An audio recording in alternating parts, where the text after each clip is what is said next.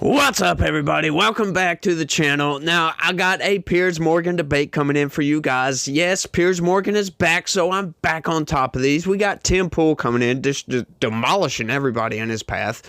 We got Dave Smith, and we got a couple other folks, but we've got this situation going on over at Facebook with Mark Zuckerberg coming out, talking about getting rid of the fact checkers. We've covered these news stories on the channel, and we've talked about them extensively, but they get back and forth into a debate. And, you know, obviously the left is quite pissed off about this, right? They want their fact checkers. Well, they don't see these fact checkers as biased. Well, as from how this has all been taking place over the past, I don't know, 8 years since Donald Trump came in, we have been just beat over the head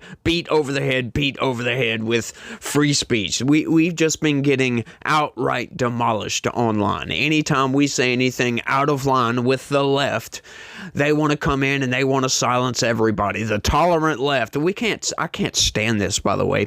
They talk about this inclusivity and we need diversity and all this.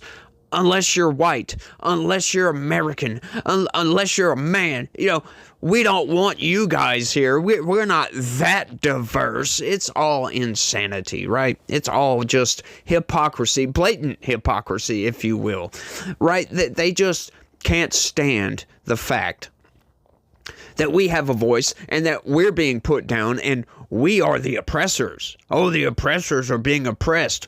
Ooh. No, we just want to be able to speak, and that's it.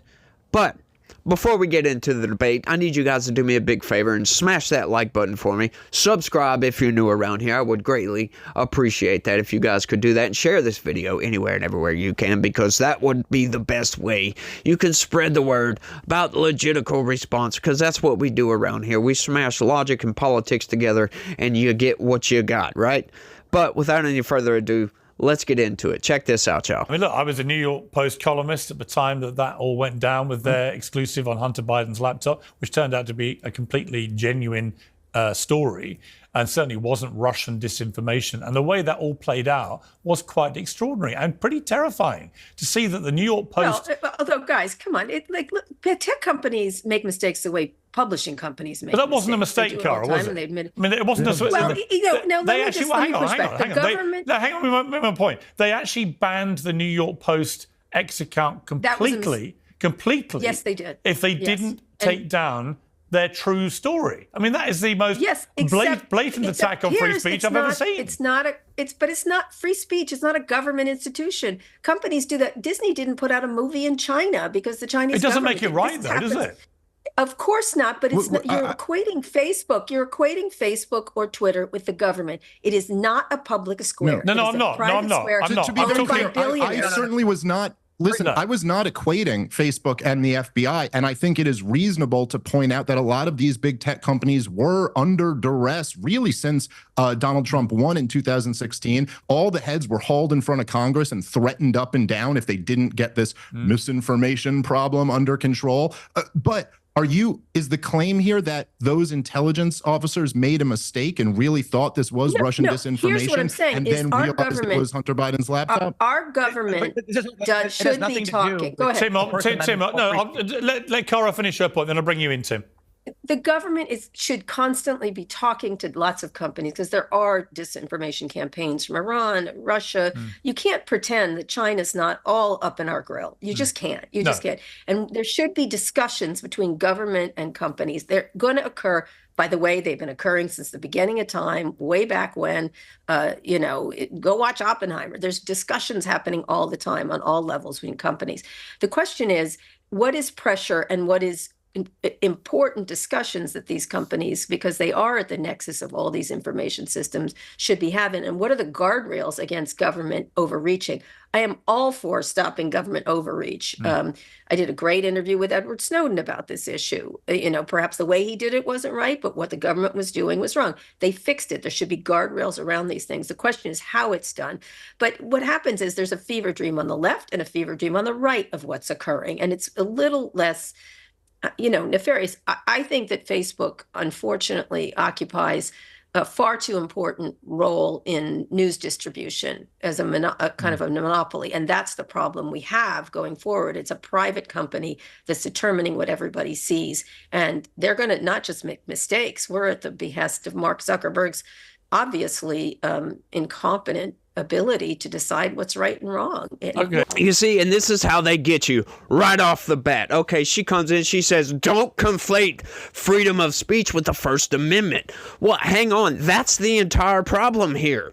We have our freedom of speech online. And sure, they're private companies, whatever. That doesn't diminish the fact that they were outright banning people on social media, silencing voices. That is banning certain people's freedom of speech. And when it's spurred on by the government, that is a First Amendment violation, right? So basically, I can't understand this argument. She's like, oh, well, the government's, they're going to come in. They need to talk to, because we've got disinformation from Russia, y'all. We've got disinformation from Russia. Well, of course, but that's not what we're talking about here. That's not what the government was doing. They weren't fighting. Sure, they may have been. That may have been just ancillary, though. But what we're getting at here is they were silencing voices for putting out information. Correct information in many cases, right? They were silencing opinions. They were silencing all kinds of garbage, right? That they should not have been doing. They were violating people's freedom of expression, right? Not the First Amendment, people's freedom of speech. That's exactly what they were doing, and that's exactly what we're trying to fight against. There should be nothing in any of these social media platforms that says you can get banned for an opinion, right? Whether that's opinion is right, wrong, regardless, doesn't matter. Right? I understand they want to protect kids. They want to protect people from bullying and all this other crap. But that's not what we're talking about. See, but that's the argument. That's how they come in. And she makes this statement of logical fact that, you know, freedom of speech and the First Amendment are two vastly different things. Yes, sure. We're right there along with you. It's just when the government comes in and imposes their freedom of speech censorship, then yes, that's a violation of the First Amendment, just outright on its face. You can say anything you want about all this, you know, the disinformation coming from somewhere off in the ether, doesn't matter. Yes, the government most certainly has a right to talk to these social media platforms just like everybody else does. But they don't have a right to come in and say, hey, I think this person may have violated your terms of service. You might want to think about banning them or there's going to be consequences. That's what they were doing. And I also don't understand why these people are so mad about this, right? Because this is not like some major shift to the right, right? It seems like I've talked about in the past couple of days is Mark Zuckerberg has seen the tides turning in the social media landscape where people are tired of getting censored, and he sees this going on. So what is he doing? He's getting rid of the fact checkers and imposing a community fact checker, right? Like basically you're not going to get censored over this anymore for, mis and disinformation, essentially. So this isn't like they're shifting all the way to the right. That's not what this is. It's a shift to the center. Sure, it's a rightward shift because they were so far left that people on the right were just getting outright just demolished for a long, good period of time for putting out correct information, right? Because they didn't want that correct information out there. They didn't want any hesitancy on this vaccine crap. They didn't want any hesitancy on what the government was instructing everybody to do. That was the impetus for all this, right? Because the government wanted this around COVID. They wanted these restrictions, and they did not want any resistance whatsoever to any of these ideas. They just wanted to mull all these ideas over onto everybody and have everybody accept them outright with no question whatsoever. Well, that's not how society works, right? We are curious beings. We're going to question things. If something doesn't make any logical sense, yeah, we're going to question that. And these questions got people banned off social media, got their freedom of speech denied outright. Let's keep going, though. So Mark Zuckerberg right now is declaring neutrality. He's not actually swearing fealty or kissing the pinky ring of Trump. Well, fascinating. Are you kidding me? Dean, over to you. The idea that what Mark Zuckerberg is doing is part of the plutocracy It is part of the oligarchy. They're going down there and giving $1 million each to Donald Trump, Tim Cook, Jeff Bezos. You have Elon Musk, who's been the biggest oligarch of all. They are bending the knee. They're doing whatever he wants. And I wish that on the left and the right, we could put aside politics and say we need a system where big money is taken out and the power is given back to the people, to us. And then we can fight fairly on the issues without oligarchs spending millions and millions of dollars to corrupt our elections. And on the right, you don't like George Soros? Okay, let's ban his money as well. I'm fine with that. But Mark Zuckerberg, what he's doing is bending the knee because he is fearful. He is fear. As Donald Trump said yesterday, maybe he's afraid because I threatened to put him in jail for his entire life. That's the big protect our First Amendment. The guy who threatens Mark Zuckerberg with jail for the rest of his life. A guy who threatened ABC and CBS. A man who threatened Donald Trump Saturday Night Live. He wanted the comedy show canceled. So he is not a bastion of free speech. He is a strongman leader, a potential dictator, and they fear him, but they're about making money. So Mark Zuckerberg now is changing these rules and putting Dana White on, Trump's big buddy, on the board at Meta to make Trump happy, leave him alone so he can make more money. Same thing with Bezos, same thing with Cook. The list goes on. We live in an oligarchy, a plutocracy, to be accurate. And I don't know why on the right you're not angry like I am about the wealthy controlling our collective destiny as a people. Let's get their money out and we can fight over the issues. I'm all for that. You know, something the longtime viewers of this channel know, the idea that just because somebody's rich means they have ill intent upon everybody. They just want to get what they want, and that's it. Who cares? Right? Who cares about that? I really don't. I'm a broke dude. I live paycheck to almost paycheck, and what that means is sometimes I run out of money before I get paid again. So I am not the richest person on the planet, right? Sometimes I have to go without eating lunch on payday before I get paid. Yeah, so I'm not a rich dude, so I don't care if somebody has money. They have their own interests. By God, if I was rich, I would have my own interests as well, just like you, just like everybody else. They would seek their own interests out, right? There's nothing wrong with that, but getting that out of the way, I love this idea that now the left is like, oh, everybody's bending the knee to Donald Trump because they're donating to his inaugural fund. Well, hang on. Check this out right quick. Hang on, I got some fact checking coming in on this. Boeing, Microsoft, and Amazon among biggest donors to Biden's inauguration. Now, this is just headlines. I'm not getting into all the news articles because that's what I do on my normal videos, on my Monday through Friday videos. That's what I always do, so I'm not going to get into that. But just to fact check this guy, they're acting like this is some sort of big new thing that all these people are donating to Donald Trump's inaugural fund. Well, Pfizer, unions, others donated $61.8 million to Biden's inaugural fund. Oh, what do we have here? Bill Gates, Ken Griffin among billionaire donors to President Biden's inaugural committee. So I'm sick and tired of this, right? Well, it's something Cenk Uygur talks about all the time. Oh, well, when it's the left, oh, our donors are fine. Oh, when it's the right, our donors are fine. Yeah, I don't care about donors. Honestly, honest to goodness, I understand the idea that sometimes these donors, they donate all this money to a politician, regular politicians, and those regular politicians will vote in the interest of that one person for that one thing, right? Look, I get that. That's going to happen. That's why those people donated. I understand that that can be a bad thing, but it doesn't necessarily mean that it's a bad thing. And that's something Cenk Uygur doesn't seem to understand. That's something the left can't seem to understand either. Just because you have money and just because you donate to a politician doesn't mean that what you are donating the money for in return from that politician is a bad thing.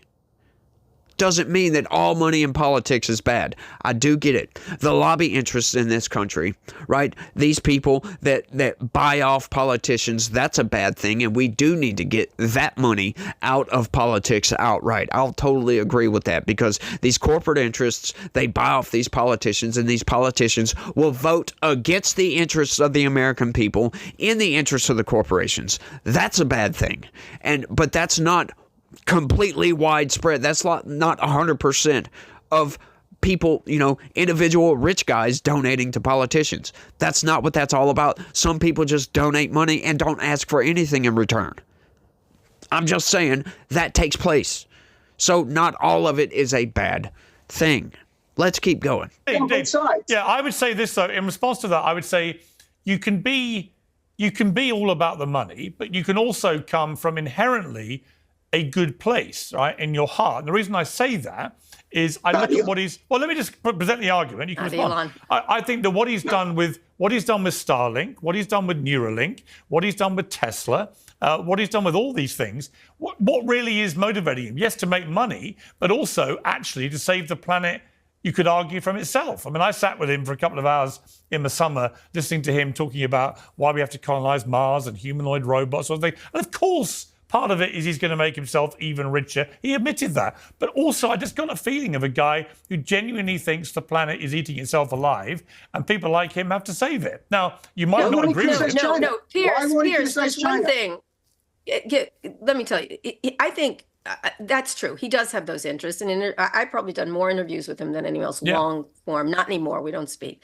But one of the things that it has occurred to me over the many years is he doesn't want to just save humanity. He thinks he is the savior of humanity. Yeah. In one interview that we did when Tesla was on the ropes and was actually getting money from the federal government, he said, if Tesla doesn't survive, humanity is doomed. And I thought that was an unusual and disturbing thing to say. Well, he said if Trump didn't win, I think humanity was doomed. Yes, he's very dramatic. He's a bit of a drama queen in many ways. Yeah. I think he thinks, and one time we did an interview, he thought we all live in a simulation, which I thought was interesting. Which, by the way, we might. How do you know we don't? Well, you don't. Well, it feels like it every day. It feels like Cara, it. you and I have no idea if we're even really here. Some teenager of the future is fucking with all of us. I get it. I get the whole idea.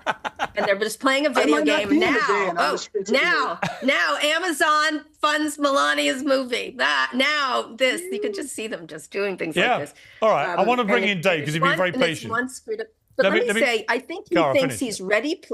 He's a big video game proponent. He's very good at video games, by the way. That is one thing I think he's quite good at.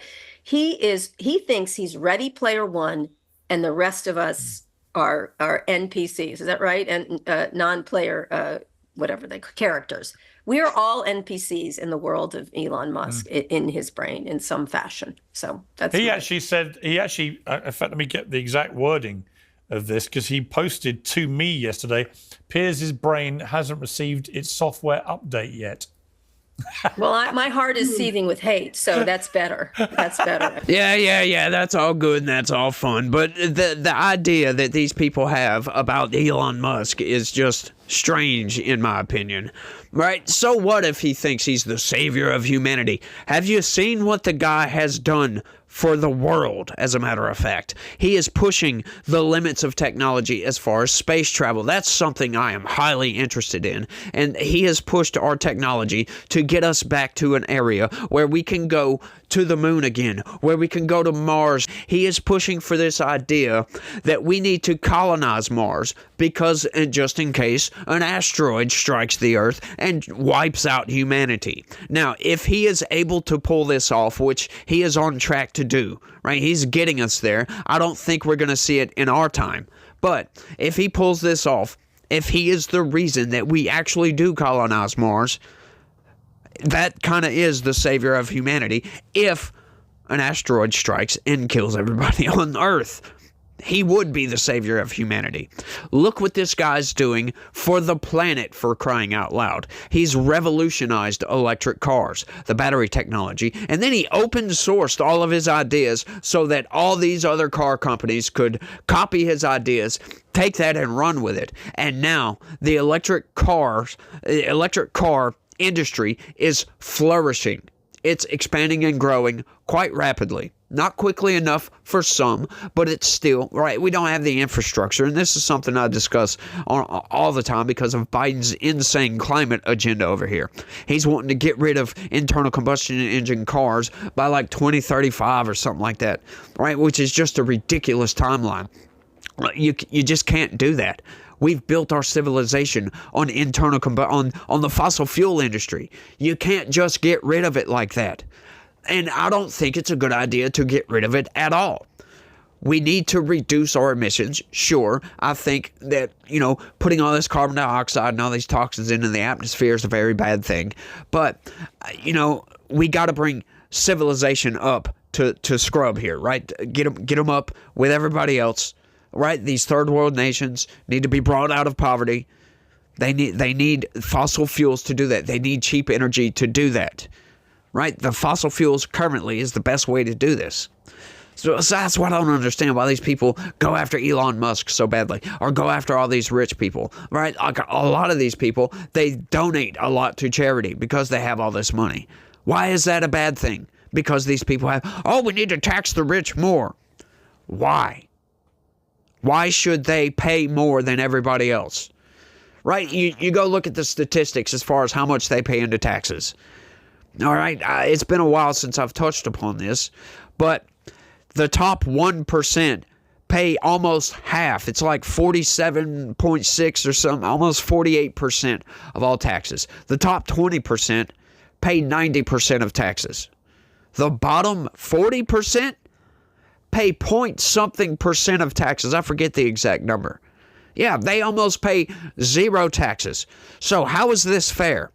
How is this fair that, 40% of the country doesn't pay almost anything in taxes, and this top 20% has to pay the bulk of the taxes? And you want to raise that even more to where they're paying more taxes? I think that's quite unfair, if you ask me. You're trying to stifle out success. You're trying to get rid of innovation. That's how I see it. That's what these people are doing. Like, what's the point of working hard and being successful if you're going to have it ripped away from you? It doesn't make any sense, this argument. Oh, Elon Musk is a bad guy just because he's rich. BS. I call outright BS on that.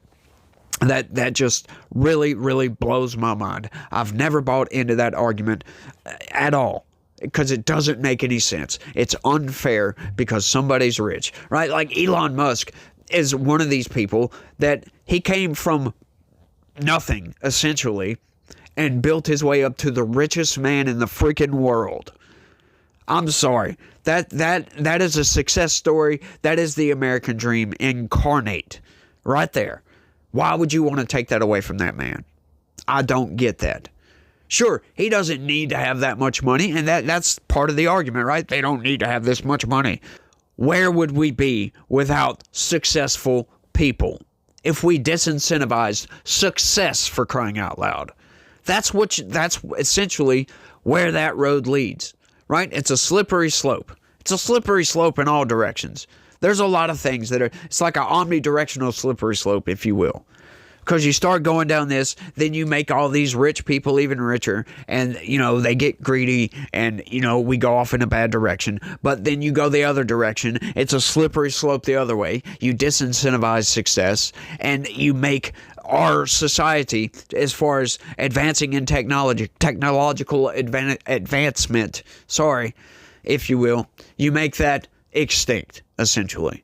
And we stagnate as a society. And then what will happen if we stagnate as a society? We will bring ourselves to destruction, essentially. I'm not going to get too deep off into that, but we will cease to exist. I'll put it that way. If we just stop advancing ourselves technologically and societally at that. That's why I always say we need progressives and we need conservatives, because the progressives show society where we need to go, and conservatives figure out, how we're going to get there, and if we're even going to go in that direction. And what you're seeing right now, as far as in America, is you're seeing conservatives stopping these progressives and saying, no, we're not going to go in this direction. This is wild, ideologically driven suicide if we go in this direction. We don't want to go that way. No, we're just stopping that. And that's what this looks like, our current political landscape. Trump with a massive win, right? Republicans don't win the popular vote, for crying out loud. That's massive on Donald Trump, especially since now they can call him a convicted felon. It's ridiculous. That whole thing is stupid, just outright stupid. But that's what they wanted. That's what Juan Merchan pushed for. He is ideologically driven. That's what they want. Calling him a convicted felon. Well, now we have a convicted felon as president. Look what our country's come to. Blah, blah, blah, blah, blah. You know, just shut your mouth. That's what I'm going to say. Shut your mouth, sit down, and get ready. Buckle up, Buttercup, because, yeah, you need to go into hiding, I would think. You need to go into hiding because these people are insane, and I'm rambling at this point, y'all. So I want y'all to let me know what y'all think about all this down in the comments section. I love to hear the input from the comments. Y'all let me know what y'all think. That's all I got for this one. I want to thank everybody for watching, and y'all try to have a good day. Stay legitical. Peace.